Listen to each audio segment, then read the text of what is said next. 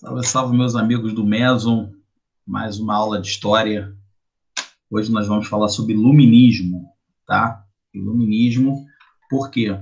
É, Nesse período aí que a gente está fazendo essas revisões, é importante porque no iluminismo é que vai dar base teórica para a gente ter as independências latino-americanas.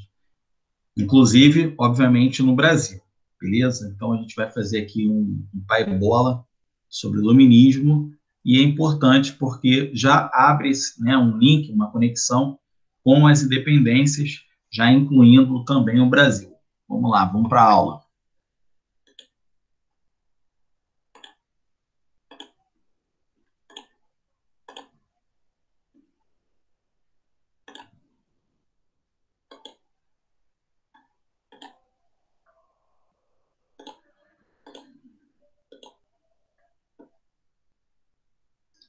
A luz da razão contra as trevas da ignorância, né? Então, é, essa definição ajuda a expressar muito bem o que aconteceu a partir do século XVIII.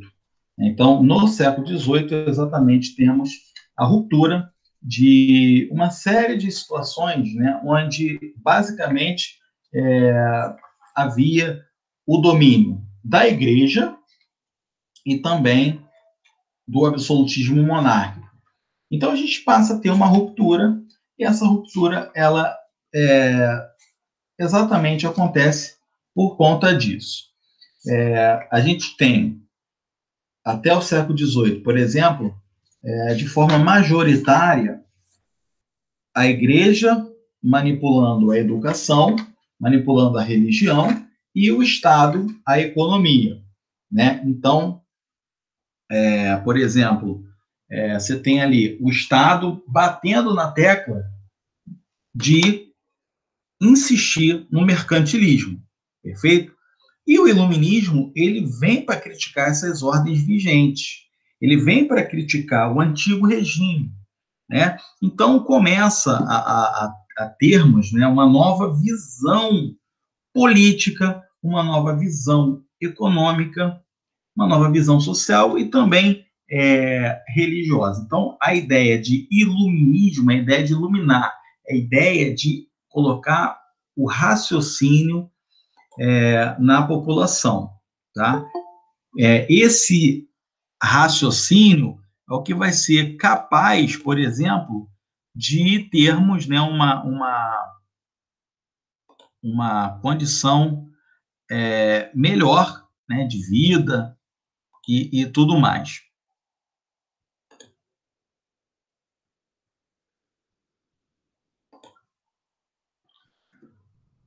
Bom, então, assim, os antecedentes, né, quais seriam os antecedentes? Esses antecedentes, eles passam por um século XVII, tá? O século XVII, na Europa, né? Tudo essas modificações, elas acontecem majoritariamente na Europa, e da Europa elas se expandem para o restante do mundo, chega na América, né? E como eu disse no início da explicação, essas ideias elas vão se ramificando, vão criando, vão criando ali pessoas seguindo, né?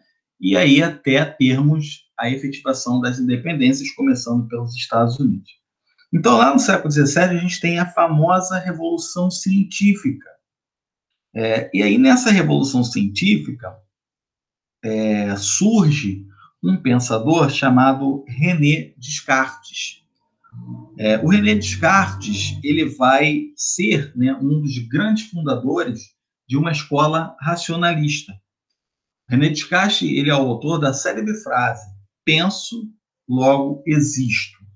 A ideia de dúvida, né? Isso porque na sociedade do antigo regime a dúvida era uma coisa proibida, né? As pessoas não podiam ter dúvidas. Por quê? Porque não podiam questionar.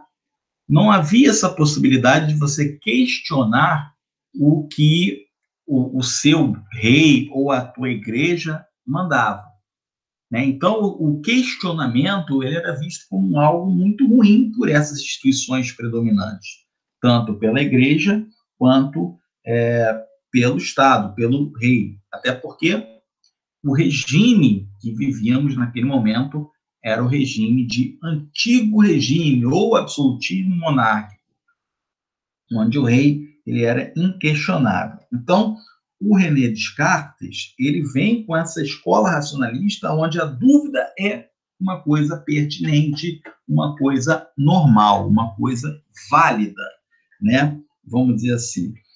No campo da ciência, né, na concepção mais racional da ciência, o Isaac Newton. O Isaac Newton com a lei, né, vamos dizer assim,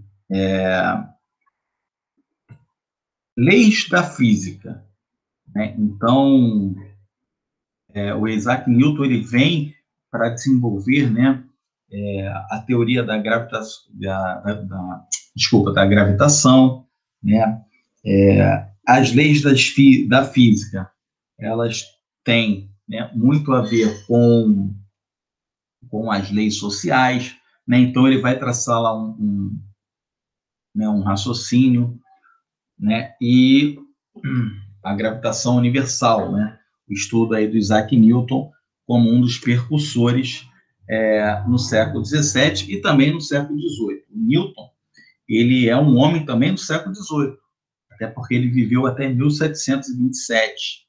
Né? Então, ele vai, né, dessa conta aí de iniciar o século XVIII, que é o século das luzes. Basicamente, o iluminismo é um movimento ideológico, né? Não é um movimento de vias de fato, né? Não é um movimento que prega, por exemplo, a luta armada, mas acaba alimentando esse tipo de situação, até porque, volto a dizer, a gente tem as revoluções americana, a Revolução Francesa, né, com ideais que foram baseados no iluminismo. Então, embora seja um movimento sócio-filosófico, eu gosto mais de usar esse termo. O movimento sócio-filosófico é um movimento de pensadores que pregam o racionalismo, a ideia de raciocínio frente aos casos que acontecem. Não é um movimento armado, e sim os seus filhos, né, os seus descendentes, as revoluções francesa e americana e as guerras de independência aqui na América, né, acabam sendo inspirados pelo iluminismo. O iluminismo ele tem como principal viés o combate ao antigo regime, né, que esse antigo regime é o absolutismo monárquico. Como eu disse, o rei ele era inquestionável, né? Inclusive já até havia, por exemplo, uma perda muito considerada na Europa, que foi o Carlos I na Inglaterra, o rei que foi guilhotinado. Então, tudo isso já mostrava que não tinha condições de uma pessoa governar sem ser também observada. Então, o absolutismo ele é um termo que deriva exatamente disso. Você não tem ninguém que possa contestar o rei ou até mesmo a igreja. Então, há, né, uma legitimação de ambos os lados. Então, o iluminismo ele vai bater na ideia política da teoria absolutista, né? Ele vai bater contra o mercantilismo, porque o mercantilismo ele é totalmente contrário à ideia de liberalismo. Então, o mercantilismo, a intervenção do Estado na economia a todo momento. Né? Então, se a gente for voltar para a história do Brasil, né, vamos observar que Portugal, né, sempre fez questão de colocar, por exemplo, o Pacto Colonial em voga. Né? Então, sempre foi nessa pegada. A Espanha também, né, também vai nessa linha. O iluminismo ele também critica a teoria do direito divino dos reis, do Jacques Bossuet. O Jacques Bossuet dizia que o rei ele era rei porque ele era um escolhido de Deus, então ele deveria ser uma pessoa diferenciada dentre as outras, né? E para os iluministas, o rei ele pode existir. Os iluministas eles não condenam a ideia de monarquia. Eles condenam a ideia desse soberano ser diferenciado e legitimado pela Igreja. Critica também essa aliança, né, como eu disse para vocês, da política com a religião, e que todos são iguais perante as leis. Então, uma coisa também importante nesse mérito, nesse detalhe, é que você não podia se opor ao seu governo, então você era preso. Então, a prisão por motivos políticos era uma coisa muito comum que acontecia, né, naquele momento. Né? Por exemplo, alguns pensadores iluministas, inclusive, foram presos, né, passaram por essa dificuldade. O próprio Voltaire, né, o próprio François-Marie Arouet, o Voltaire, ele foi preso na Bastilha, na França, né, que era a prisão real, onde todos os inimigos do rei eram mandados. O Voltaire passou um tempo ali e depois ele foi solto. Então, prisão por motivo político, para os iluministas, não é uma coisa correta. O primeiro ainda, a gente pode colocar como percursor, né, o Locke, o John Locke, inglês. Por quê? Porque o Locke ele era um cara que viveu no século XVII, né, a sua vida foi no século XVII, mas ele morre em 1704, no século XVIII. E ele vem com essa experiência da Revolução Inglesa, das revoluções inglesas, né, porque foram várias. Começou na década de 40, quando ele ainda era uma criança, e acabou em 89, 1689, né, quando a burguesia, né, ela consegue se estabelecer no poder inglês, e aí a junção dessa burguesia com o monarca, né, o Guilherme de Orange, né, através, por exemplo, da da Declaração dos Direitos, onde o rei ele também estaria abaixo da lei, da Constituição.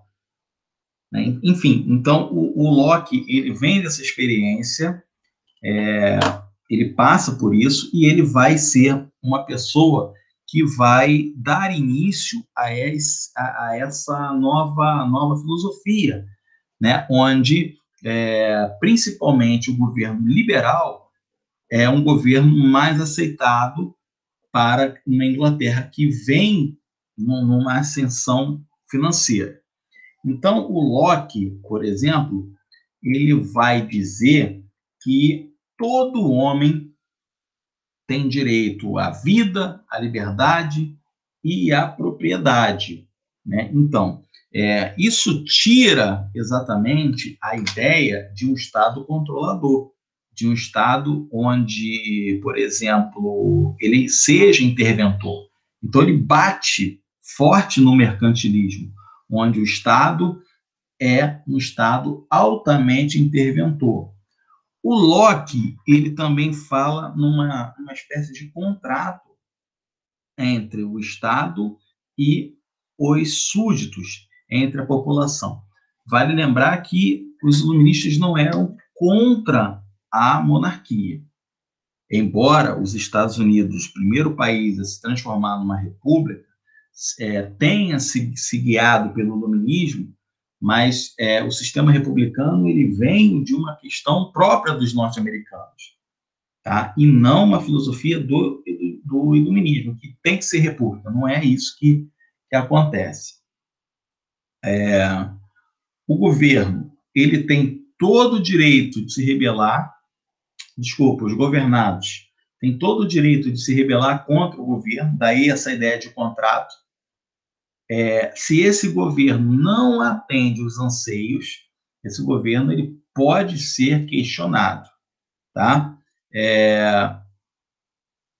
O mercado deve se autorregular, os burgueses devem controlar esse mercado, devem controlar essa economia, sem a participação direta do Estado, né? Ou seja, o Estado ele entraria, né, em algumas situações, não diretamente, tá? Então, em relação também, né, nessa condição do John Locke, galera, você tem ali o exemplo inglês, né? O exemplo inglês é clássico nisso. Por quê? Porque a burguesia ela vai tomar parte, né? Parte do parlamento, né? Ela vai tomar o parlamento. Então, esse parlamento agora vai ter o direito de também controlar a economia. O que vai acontecer? Ainda no século XVII, meus amigos, a Inglaterra ela vai passar, né, por um momento ali de transformação que em relação à industrialização, tá? Então a gente tem ali na Inglaterra, por exemplo, as máquinas, né, sendo construídas e sendo aplicadas à nova indústria têxtil, tá? A nova indústria têxtil. E isso isso acaba levando, né, a Inglaterra a se tornar uma nação muito poderosa na parte de indústria, né, principalmente com essa questão aí de, por exemplo,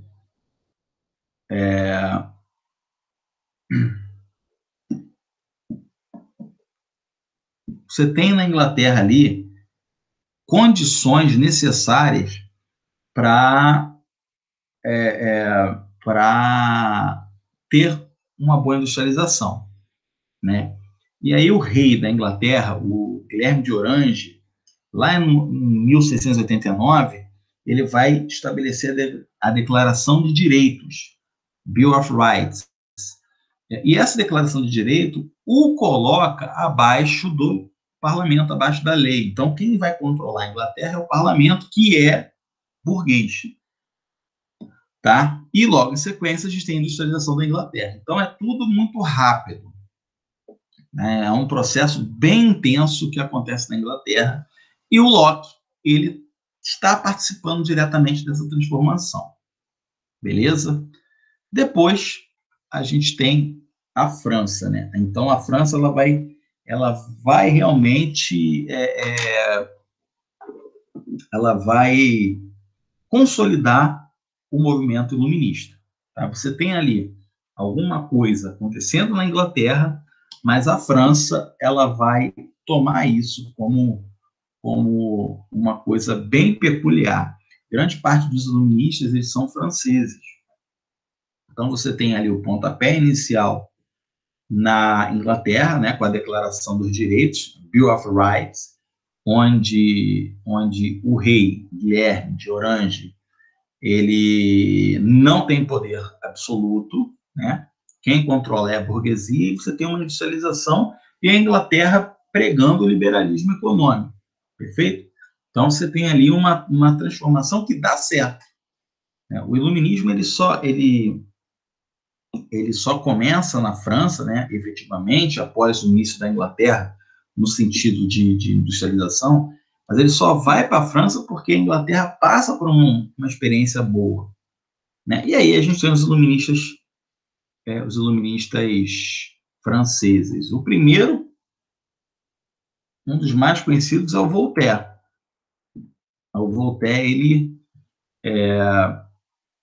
embora tenha nascido no século XVII, mas a vida dele se transcorreu realmente no XVIII. Então, ele é um dos mais importantes. O Voltaire, basicamente, meus amigos, ele luta pela liberdade de opinião, liberdade de pensamento. Então, ainda se valendo naquela questão lá do René Descartes, né? Penso, logo existo. Então, Voltaire é um contestador por natureza, né? Por isso ele passa um tempo preso na Bastilha, que era uma prisão onde os reis franceses levavam seus inimigos.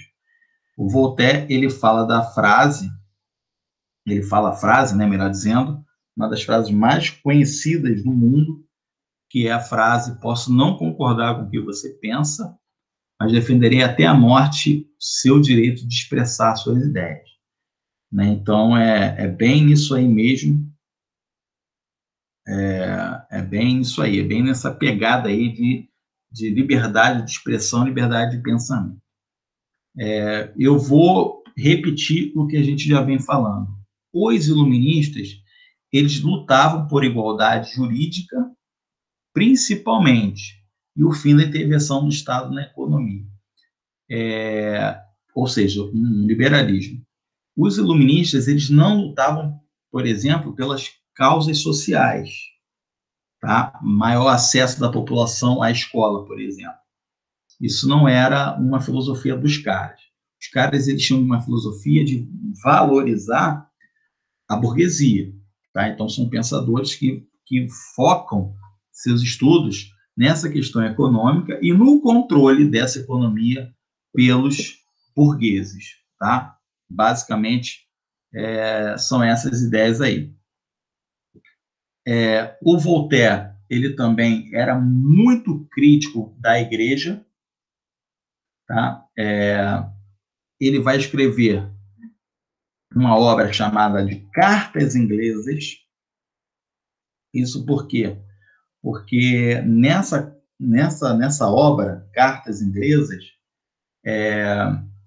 o Voltaire, ele critica, por exemplo, o poder, o domínio da igreja na França, tá? E a servidão feudal.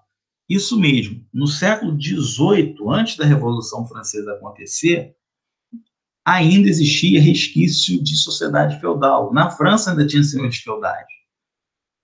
A França era um país extremamente agrícola, né? Era um país extremamente agrícola, onde o que vai acontecer? Ele vai relacionar a economia inglesa, já se industrializando, com a economia agrária atrasada da França. Então, ele vai dizer, por exemplo, que para a França se desenvolver, a França precisa imitar os moldes ingleses, da Inglaterra. Por isso, ele passa um tempo na Inglaterra e escreve esse livro, Cartas Inglesas. E ele vai traçar um contraponto com a França, que a França ainda é um país atrasado, é o país mais populoso da Europa e não pode ser tão atrasado, tão agrícola assim. Tá? Como eu disse para vocês, o domínio da igreja também é criticado pelo Voltaire e também a servidão feudal. Para o Voltaire, o resquício feudal tinha que acabar. Outra importância do Voltaire é essa frase, né? Um governante deve ser esclarecido. Pode ser um monarca, mas não absolutista. Então, ratifica aquela questão sobre os monarcas. O iluminismo, ele queria abalar as monarquias, né? Abalar as monarquias, não derrubá-las, né? Inclusive, tem alguém que disse que era abalar a monarquia e derrubar os altares, a igreja. Então, para eles, a igreja era também sinônimo de atraso. Bom, depois a gente tem um cidadão chamado Charles de Secondat, conhecido como Barão de Montesquieu. Bom, o François-Marie Arouet, Voltaire, ele defende, né? Vamos repetir aqui, ele defende a liberdade de expressão, e o Montesquieu, ele é um nobre, tá? Ele é um barão, inclusive até uma coisa bem peculiar, porque como um nobre vai lutar pela causa burguesa, né? Isso porque ele era um cidadão letrado, e o Montesquieu ele vai dar ênfase à ideia de poder, né? Então, assim, todo mundo fala, então a gente tem que ter 3 poderes. Não. O Montesquieu defendia o seguinte: poder é um só. O poder é um só. Só que ninguém na face da Terra tem condições de exercer o poder sozinho, que era o que acontecia basicamente no absolutismo monárquico, o Estado interventor, o Estado mercantil. Na filosofia do Montesquieu, nenhuma pessoa pode usar o poder sozinha. O poder é muito grande e, para isso, esse poder tem que ser dividido em três partes. Então, no livro que ele escreve, chamado Espírito das Leis, ele vai propor a divisão desse poder em 3 partes: legislativo, executivo e o poder judiciário. Bom, gente, tranquilo. Por quê? Porque aqui no Brasil a gente utiliza esse poder. Ou melhor, desculpa, esse fragmento do poder, né? Nós usamos esse pensamento, tá? Então, está muito mais perto do que a gente pode se imaginar. A filosofia iluminista é usada hoje no Brasil, tá bom? Então, só para a gente entender, poder é um só, mas ninguém pode utilizá-lo, ninguém tem aptidão, ninguém tem como usar. E aí esse poder tem que ser fracionado em 3: legislativo, executivo e judiciário. Tá? Aqui no Brasil, o legislativo são os vereadores e os deputados. Tá? Tanto deputados estaduais como federais. O executivo são os prefeitos, os governadores e o presidente. E o judiciário são os tribunais, né? Os tribunais em esfera estadual e federal, não tem judiciário municipal, tem somente estadual e federal. Por isso que não tem terceira instância, só tem até segunda instância. E a maior corte de justiça no Brasil é o STF, Supremo Tribunal Federal. O poder do governante deve ser limitado, e o Montesquieu, sim, ele defende a ideia de república em países pequenos. Tá? É bem peculiar essa questão de república, porque assim, como os Estados Unidos foi o primeiro país a se tornar independente de uma nação europeia e já se iniciou com uma república, as pessoas tendem a confundir, porque diz que iluminista tem que ter república. Não, tem que ter um governo representativo, né, um governo que tenha uma Constituição liberal, por exemplo, tá? Que inclusive é o nosso próximo tópico. Essa Constituição ela tem que ser liberal no sentido econômico, permitir que as empresas se desenvolvam com a mínima participação do Estado nessa economia. Também vale lembrar que os iluministas eles tinham filosofias burguesas, portanto, eles não são apegados à causa social, por exemplo.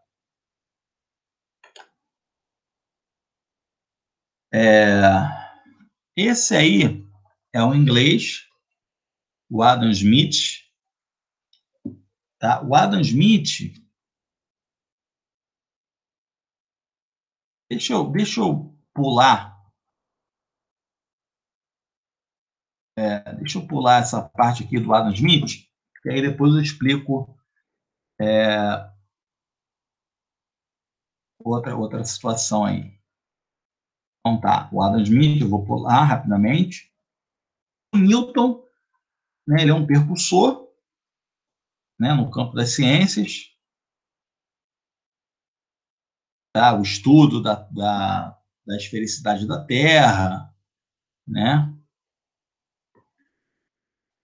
As leis da física bate com as leis sociais. Tá, vamos falar do Rousseau, depois a gente volta para o Adam Smith, porque aí eu vou fazer um contraponto do liberalismo econômico com a fisiocracia. O Rousseau, ele é o mais radical do iluminismo. O Rousseau ele vai servir como principal fonte de estudo da Revolução Francesa. É uma pessoa que nasceu sem posses, né? Nasceu rico, nasceu pobre, casou-se com uma mulher mais velha, e aí sim ele foi estudar. Mas ele era de origem humilde. Inclusive, ele, Rousseau, com o Montesquieu, os dois não se davam. Muito por conta dessa diferença econômica entre os dois. Então, eles não se davam, viveram na mesma época, mas eles não se davam. Aí, um morreu em 55, o outro morreu em 78. Eles não se davam por conta dessa diferença econômica. O Rousseau, ele tem, como eu disse para vocês, muita popularidade. Ele é uma pessoa muito popular, um ministro muito popular. Ele vai dizer que,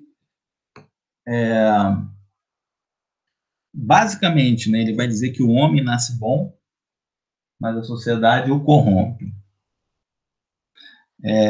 Vai dizer também que a origem dessa questão social, dessa diferença social, é provocada pela propriedade privada, tá? Que aí você tem lá a questão da classe, né, da classe social. Bom selvagem é essa ideia, né, de homem nascer bom, sociedade o corrompe. E o seu principal livro, a sua principal obra é o Contrato Social, que defende a democracia com eleições sem distinção entre classes sociais. Por isso que eu disse para vocês que o Rousseau ele é o mais popular. Então, ele defende, por exemplo, o fim do voto censitário, que era o voto pela renda. No campo educacional, Rousseau vai defender que as mulheres seriam boas educadoras, a educação deve ser conduzida com amor, os pais deveriam cuidar dos seus filhos com atenção e proximidade, valorização dos sentimentos e do lúdico nas escolas, né? O ensino lúdico, né, que é um ensino experimental, né, que é muito defendido pelos pedagogos da atualidade. E para fechar essa parte aí dos iluministas, temos a figura de dois iluministas, dois sócios, que é o Denis Diderot e o Jean Léon d'Alembert. Eles vão escrever a enciclopédia juntando as ideias iluministas, né? Difundir essas ideias iluministas. Por quê, meus amigos? O iluminismo era uma crítica ao sistema vigente. Portanto, não podia circular livremente. Você tinha que ler as ideias iluministas escondido na sua casa. O Estado não poderia ver, senão você ia ser preso. Né? E muitas das coisas sumiram, né? Muitas obras sumiram, ficaram perdidas. E esses dois vão juntar essas ideias numa obra chamada Enciclopédia, que durou mais ou menos ali 40 anos para poder ficar pronta. A maior dificuldade da época, né? A imprensa não era uma coisa tão difundida assim, né? Já tinha máquinas de imprimir e tudo mais, só que as pessoas tinham medo, né? Porque poderiam ser caçadas e prejudicadas. O incentivo da razão também é uma coisa importante. A religião, ela continua sendo importante, mas ela não pode ser o seu motor para a sua vida.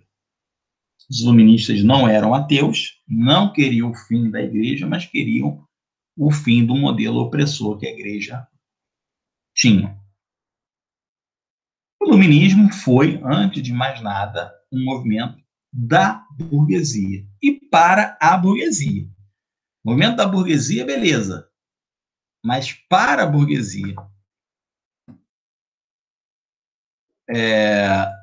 Vamos voltar aqui nesse camarada aqui que eu tinha pedido para... Então, galera, no campo econômico, a gente tem o Adam Smith como principal expoente, tá? O Adam Smith, ele vai dizer que o trabalho é a maior fonte de riqueza. Vai escrever o livro A Riqueza das Nações e vai ser o percussor daquela ideia laissez-faire, laissez-passer, que sintetiza o quê? O liberalismo econômico. Deixe fazer, deixe passar. Mão invisível do Estado na economia. Todas essas práticas liberais que a gente vê hoje foram propostas pelo Adam Smith lá no século XVIII. Tá? Mão invisível do Estado na economia. Laissez-faire, laissez-passer. Deixe fazer, deixe passar. Suas ideias vão inspirar muitas revoluções burguesas. O Newton a gente já falou. E para a gente fazer um contraponto, não está no slide, mas a gente tem que prestar atenção, porque isso também é interessante. Se você tem na teoria econômica o liberalismo, que fala que o trabalho é a única fonte de riqueza, a gente vai ter também a fisiocracia, né? Que vai ser a ideia de que a terra é a única fonte de riqueza. A produção agrícola, ela é a única fonte de riqueza. Quem está certo, quem está errado? Não sei. O que a gente sabe é que há pessoas que são fisiocratas e existem pessoas que são adeptas do liberalismo econômico. Não existe certo e errado. A mesma coisa da pessoa que ser de esquerda ou da pessoa que ser de direita. Não há nenhum tipo aí de saber quem vence. Não é essa a ideia, e sim entender que existem vertentes. Tá? Então, se no liberalismo econômico a gente tem, por exemplo, o Adam Smith como um dos grandes expoentes, na fisiocracia a gente tem o François Quesnay,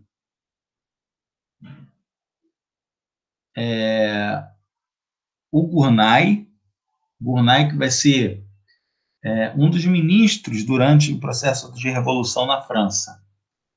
Ele vai ser ministro do rei que perde a cabeça, Luís XVI. E o Barão de Turgot. São os três grandes fisiocratas da Idade Moderna. Tá? Fisiocracia, a terra é a única fonte de riqueza. Para os liberais, para os adeptos do liberalismo econômico, maior expoente, Adam Smith, o trabalho é a maior fonte de riqueza. Agora a gente pode dar prosseguimento aqui nas consequências do iluminismo.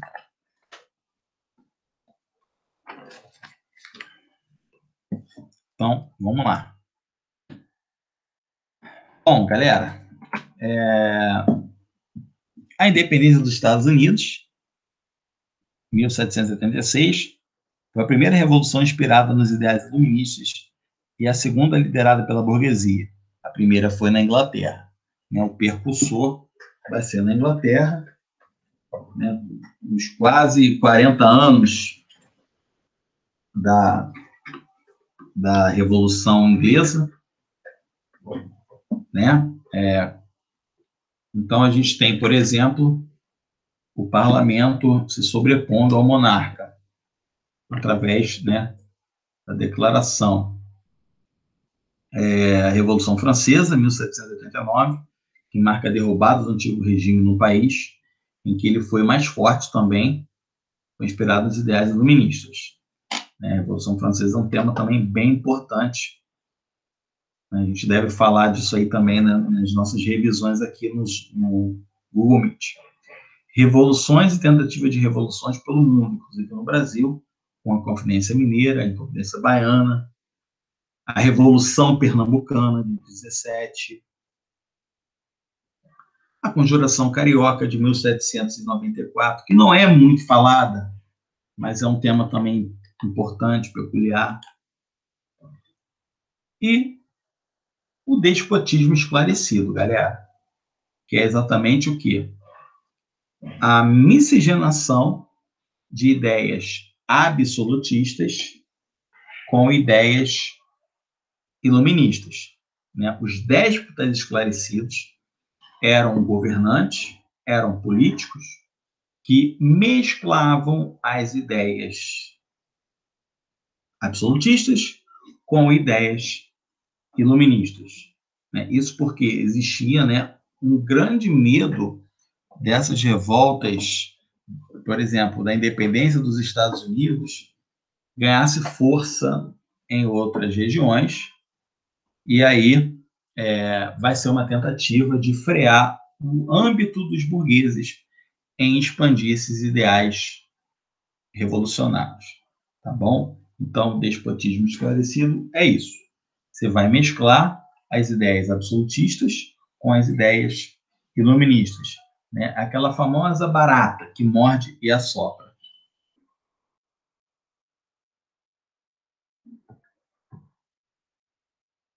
Aí tem alguns exercícios, mas enfim, não é o caso.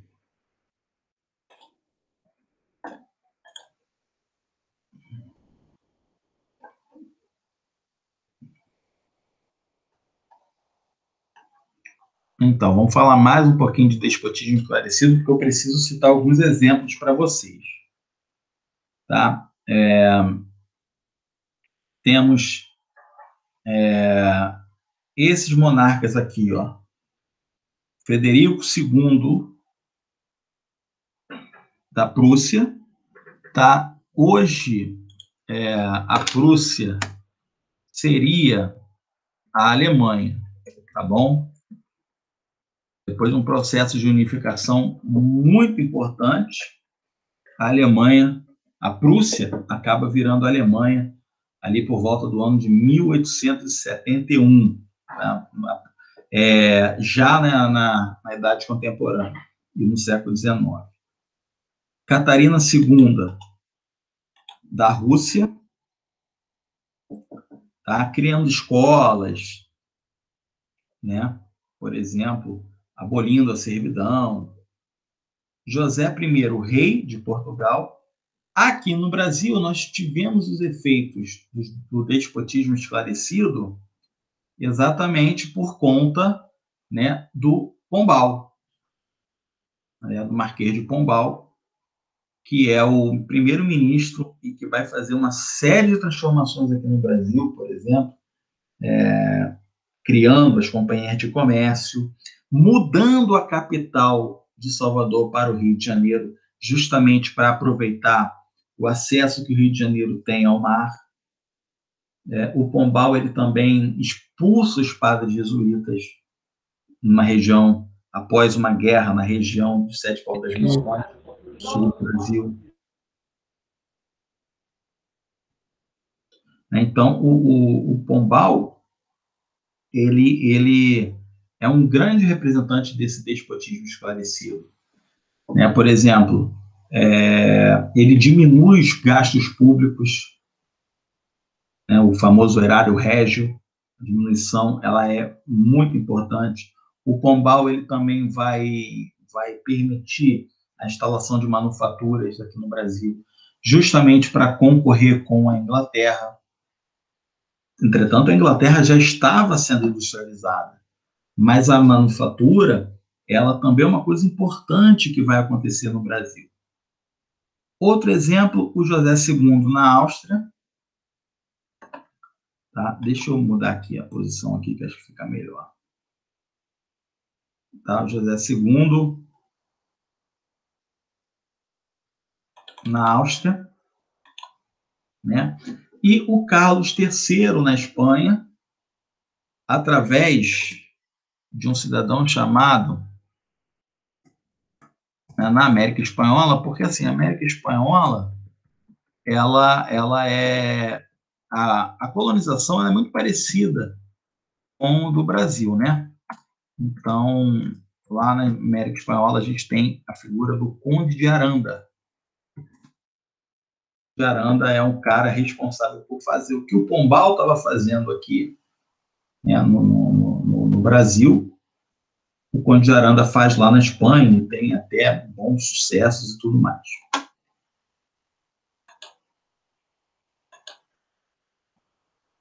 Aqui a gente tem alguns exercícios.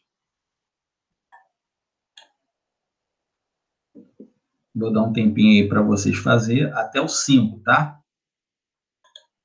Até o 5.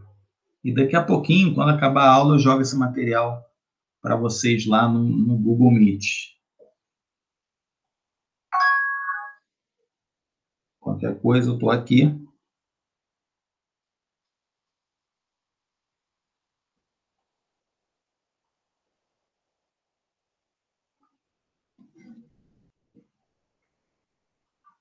Acho que 5 minutinhos dá para a gente fazer alguma coisa.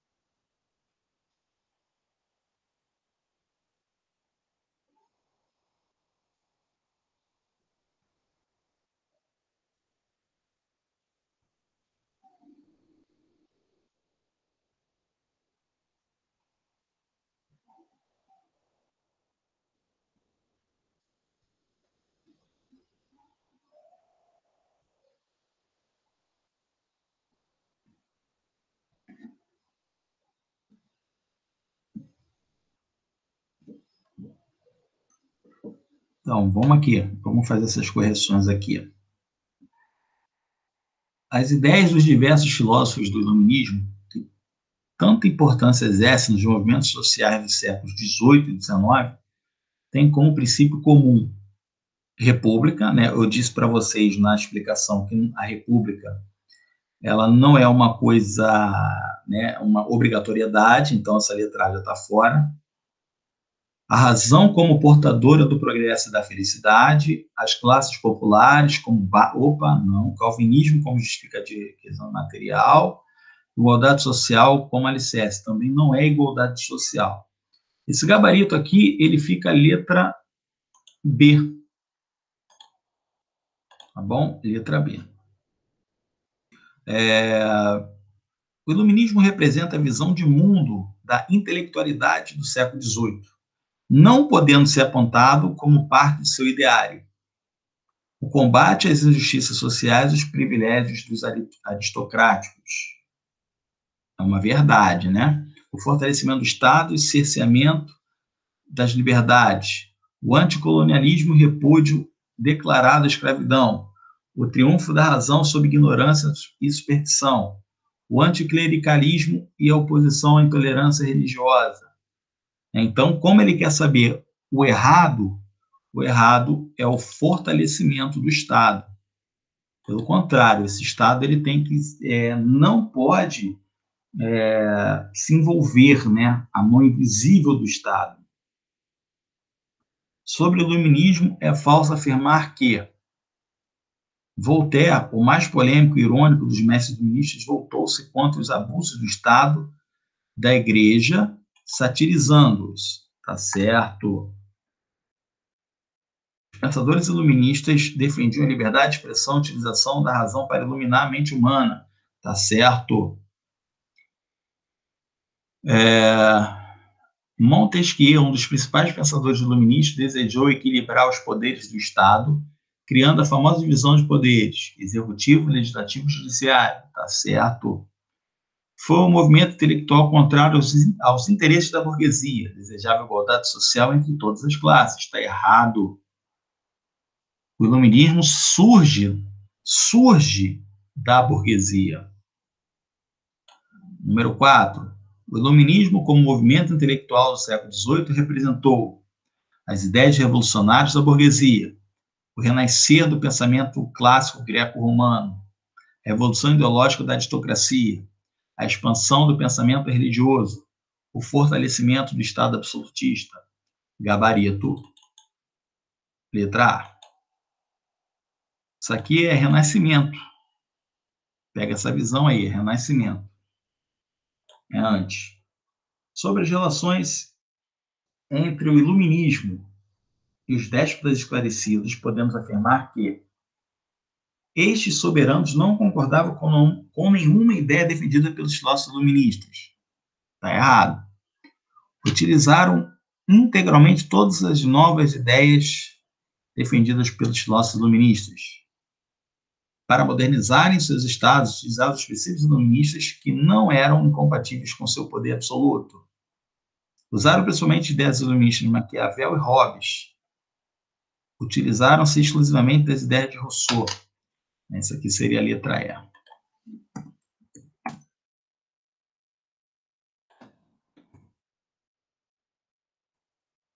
Então, letra C é o nosso gabarito, né? Porque o Hobbes nem era iluminista. O Hobbes ele é um teórico do absolutismo. Né? Então, eles mesclavam. Perfeito? Então, ficamos assim. Número 1, letra B. 2B. 3D. 4A. 5C. O restante, vocês vão estar fazendo aí na plataforma. Tá? Já vou até salvar aqui. Observa que aqui tem outro materialzinho, tá? Que é a Guerra de Independência dos Estados Unidos. Tá bom? Que é um material que a gente até já falou semana passada. Tá? E aqui tem o restante até o número 12, para vocês poderem brincar lá. Tá sem gabarito. Tá tudo bonitinho, tudo certinho aqui.